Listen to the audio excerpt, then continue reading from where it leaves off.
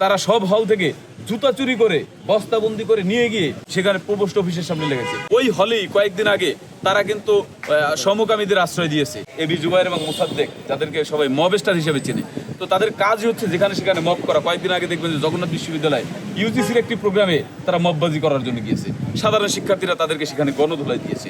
গতকালকে আমরা যেটা দেখলাম যে প্রভোস্টের বিরুদ্ধে উস্কানিমূলক ফেসবুক স্ট্যাটাস দিয়েছে, সেই বিষয়ে প্রভোস্ট হলের একজন শিক্ষার্থী হিসাবে তাকে জিজ্ঞাসা করেছে এবং তার মোবাইলে সেটি দেখতে চেয়েছে। সেটা কিন্তু সে দেখতে না দিয়ে তারা বরং সকল হল থেকে, মানে একটি হলে আবাসিক হলে স্বাভাবিক কারণে ওই হলে শিক্ষার্থীরাই থাকে, কিন্তু তারা করছে কি অন্যান্য হলে শিক্ষার্থীদেরকে সেখানে নিয়ে গেছে তাদের প্যানেল থেকে নির্বাচিত সেখানে মব করার জন্য।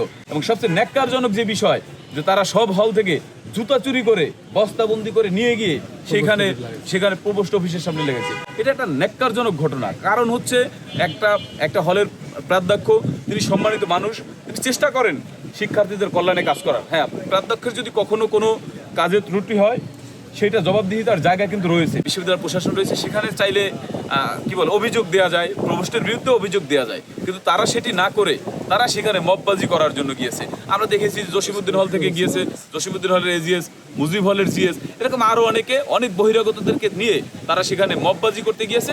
সাধারণ শিক্ষার্থীরা তাদের সেই মববাজিকে প্রতিহত করেছে। আপনারা এর আগে দেখেছেন ওই হলেই কয়েকদিন আগে তারা কিন্তু সমকামীদের আশ্রয় দিয়েছে, তারা সমকামিতায় লিপ্ত হয়েছে, যেটা ঢাকা বিশ্ববিদ্যালয়ের কৃষ্টি কালচারের সাথে সাংঘর্ষিক।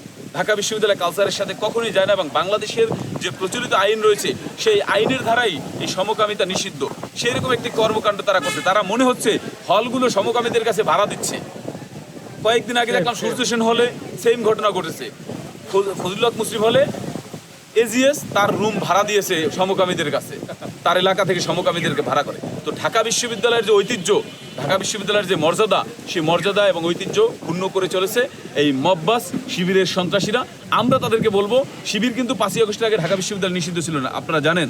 এটা কিন্তু পরিবেশ আইন ধারা, সংসদ ধারা নিষিদ্ধ ছিল। কারণ কি?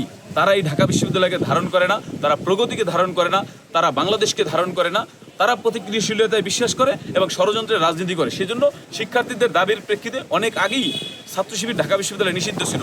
গণঅভ্যুত্থানের পরে যেহেতু আমরা সবাই মিলে গণঅভ্যুত্থান করেছি, তাদেরও একটা অংশ এই গণঅভ্যুত্থানের সাথে ছিল, সেই জন্য তারা তাদের রাজনীতি করার সুযোগ পেয়েছে। কিন্তু রাজনীতি করার সুযোগ পেয়ে তারা কি করছে?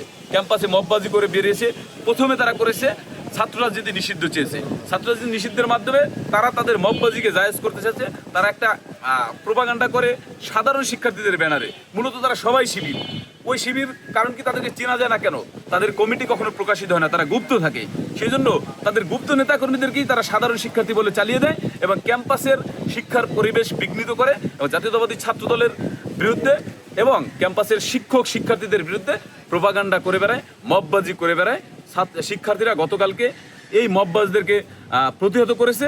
ইনশাল্লাহ যদি আবার কখনো এই ঢাকা বিশ্ববিদ্যালয় ক্যাম্পাসকে কেউ অস্থিতিশীল করতে চায়, কেউ নৈরাজ্য সৃষ্টি করতে চায়, কেউ এখানে মববাজি করতে চায়, একটি গণতান্ত্রিক সরকারের সময়ে এই ধরনের মববাজিকে ঢাকা বিশ্ববিদ্যালয়ের সাধারণ শিক্ষার্থীদেরকে সাথে নিয়ে জাতীয়তাবাদী ছাত্রদল এই মববাজিকে প্রতিহত করবে। আমরা তাদেরকে বলবো, যদি আপনারা ছাত্র রাজনৈতিক সংগঠন হয়ে থাকেন, কোনো একটি গোষ্ঠীর এজেন্ডা বাস্তবায়ন করতে না চান, তাহলে ঢাকা বিশ্ববিদ্যালয়ের প্রগতির ধারায় আপনারা রাজনীতি করুন, শিক্ষার্থী বান্ধব রাজনীতি করুন। যদি মববাজি করতে চান, যদি ষড়যন্ত্র করতে চান, যদি নৈরাজ্য করতে চান, যদি সন্ত্রাসের রাজনীতি করতে চান, তাহলে শিক্ষার্থীদের সাথে নিয়ে আপনাদেরকে প্রতিহত করা হবে।